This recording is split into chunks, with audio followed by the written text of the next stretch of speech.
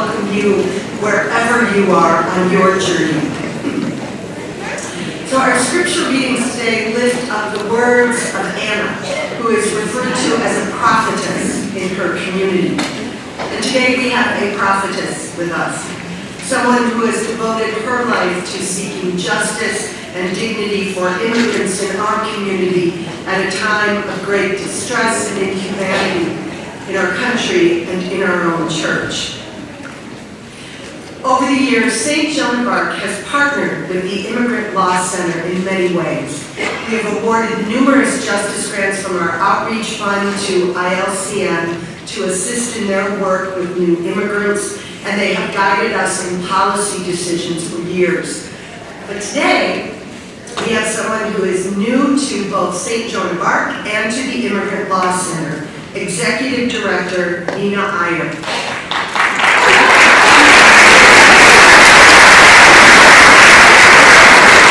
Veena is a self-described really big nerd. High school debater, Harvard Law School graduate, staff attorney for the Legal Assistance Foundation of Metropolitan Chicago, creator of a legal clinic for low-income immigrant students, and someone who visits libraries when she's on vacation.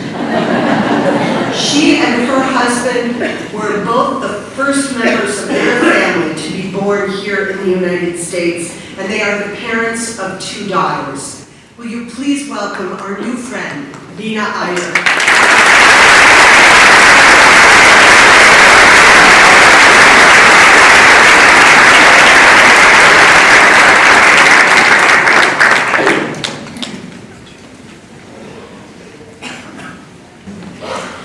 Thank you so much to Julie. I think that for any type of event that I'm going to be at, I'm going to have Julie introduce me.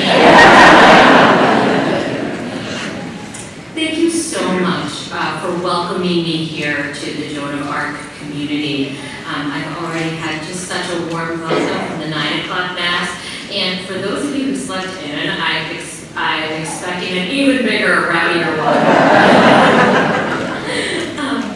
St. Joan of Arc is tremendously special to the Immigrant Law Center of Minnesota.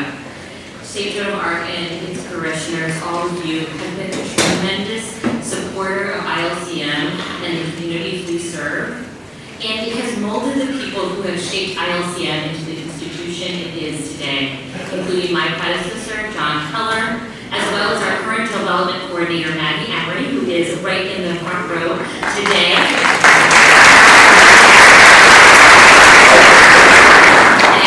The other people who have molded Maggie into the person she is today are here too. Maggie's parents. Right there, Thank you so much. You're an awesome daughter. I am humbled and privileged to stand before you today as the Executive Director of ILCM, as the first person in my family who was born in the United States, as Julie mentioned, but most importantly, as the daughter of my parents, 2 immigrants from India.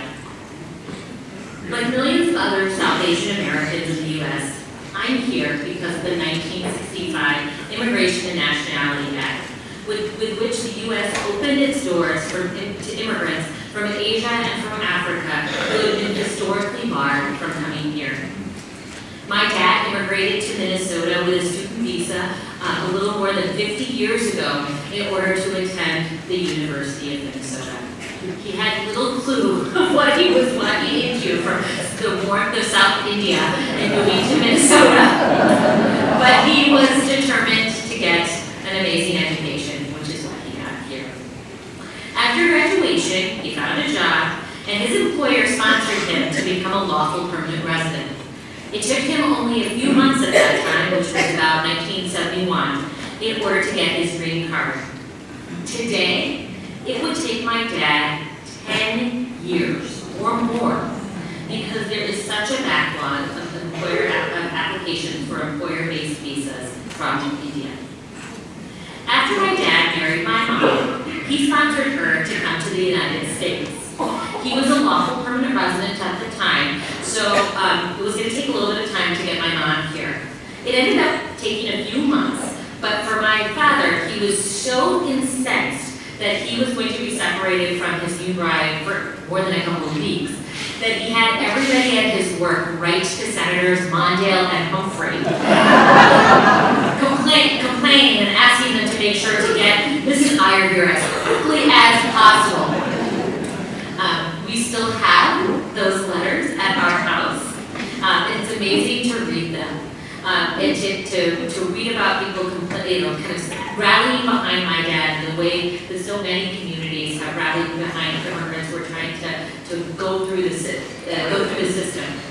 What's amazing though is while my dad and mom waited a few months to get to be able to live in the same country together, until recently, the wait for spouses and children of lawful permanent residents to be able to be together with their families in the United States was 3 years. Can you imagine waiting 3 years to be able to be in the same place and to start a life together with your new spouse? And sadly, as many of you know, as a result of the travel bans that were put into place about 3 years ago and the expansion of the travel ban that happened on Friday, there are families who can't even get on the list because you're from countries such as Somalia, such as Myanmar, such as Eritrea. Now, the government is saying, no, you can't even sponsor your family members to come here because there is so-called threat. We know that's not true. My father became a citizen in 1978, shortly before I was born.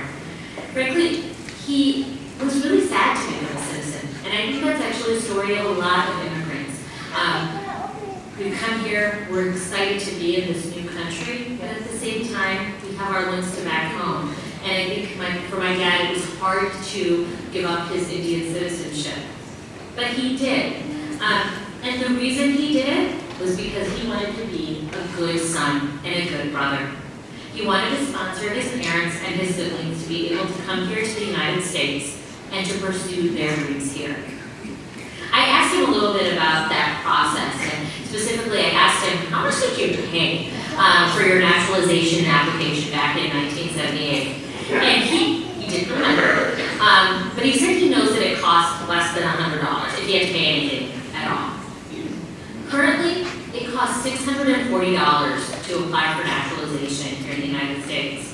And if a current proposal by the administration goes through, that price will go up to almost $1,200. It's almost doubling the price to be able to open up pathways to reunite with parents, with brothers and sisters. Over $1,000 to make sure that you are fully inoculated from deportation. More than $1,000 to be able to vote and to fully participate in a community that if you are applying for naturalization, have held home for at least 5 years. My dad sponsored his family right after he naturalized. So he applied in 1978, and they received their green cards and were able to immigrate about 8 years later. Right now, my dad filed the same paperwork for his family. It would take 15 years for his brothers and sisters to come to the United States. And my dad's lucky. He's Indian. My dad's family members are lucky if they're Indian. If they were Mexican, if they were Filipino, they would be waiting 20 or more years to be able to come here. Also, in 1980, my dad paid only $10 for the initial applications for his applicant parents and brothers. I know this because he saved them. It's amazing. And in the mid-1980s, he thinks that he paid less than $100 for the last step in the process in order for them to immigrate. Today, that last stage is about $1,200, and under a new proposal, the cost would be up to $2,195. So for my father, who had parents, 5 brothers and sisters, and though they had spouses and children, there's a total of 10 people that my dad ended up sponsoring. The cost today of filing would be more than $20,000 to be able to reunite with his family and to be able to have them come here and live with all of us. In short, our immigration system is broken. Not just for employers, not just it's not working for employers, for families, and certainly not for moderate and low-income families here in this country. However, the immigration system, frankly, has been broken for a while, broken for long before this administration. But now, we're not just dealing with a broken system, we are returning to the days of having a cruel and inhumane immigration system. With the Muslim ban and the extended ban that was put into place just this Friday, we are returning to the shameful period between the end of the 19th century and the mid-20th century, when our country barred individuals and families from Asia, including my family, from immigrating to the United States. With the MMP policy and policies to return asylum seekers to third countries, we are returning to the days during World War II when we turned back boats of Jewish refugees to certain death. And if the President's decision to end DACA is upheld by the Supreme Court, we will face a reality in which these young people, who know no other home than the United States, will face the threat of deportation. We cannot allow this regression to continue. We must confront the misunderstanding, the fear, the hate, and perhaps most insidious, the apathy, which has pushed our country toward this path. We must move ourselves back to a path of understanding, of kindness, and justice that is truly our path as a nation.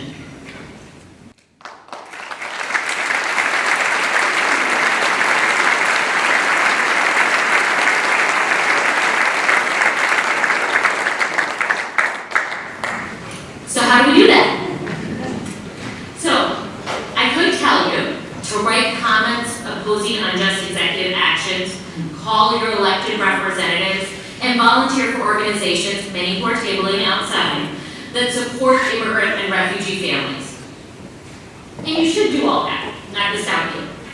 But today, I'd like to challenge you to do something that is both more simple and at the same time much more difficult sometime this week.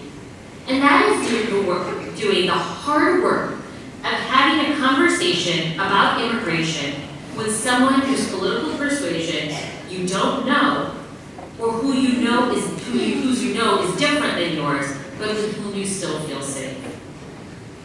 Grab coffee with that coworker, or call your acquaintance from high school or from college. Ask about how their family ended up calling the United States home, of course recognizing that Native Americans among us have always called this land home, and share how your family came to call the United States home as well.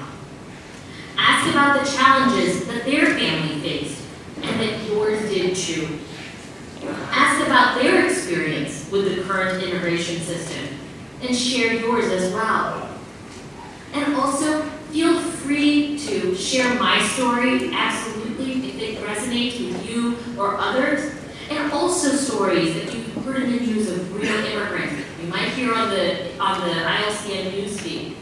One of the most important stories that I share is not only the story of my family, but also the story of one of my dearest friends from high school. Someone who is brilliant, someone who has done so much for her community and had done so much for her community by the time that we were both 18 or getting ready to go for college. As you can imagine, summer between high school and college, you're spending all of your time with your friends from high school because you know you're going to miss them. Things are changing. So we called each other all the time, because of course we didn't have cell phones at that time. I had to call her from my actual physical phone in my house. And of course, there came a time this summer where for a couple of days I didn't hear from her. And for an 18-year-old, that just doesn't happen. And what I learned later was that unfortunately, my friend, who had never been in detention, had unfortunately made a mistake and had ended up in jail for a couple of days.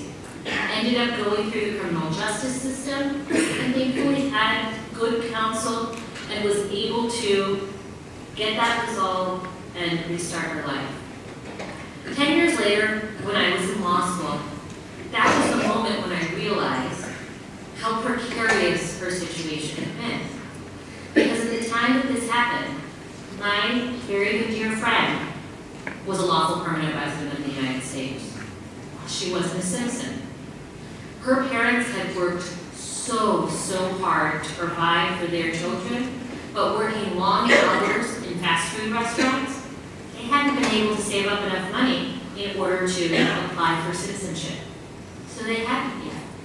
They didn't think that there would be any issue because they'd been in the U.S. for years.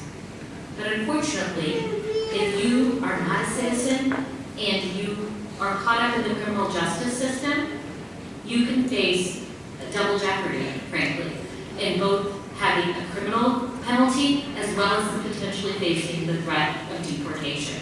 And that was a possibility for my friend. Thankfully, she got very good legal advice. Thankfully, she had somebody who understood the complexities of her case because she was an immigrant.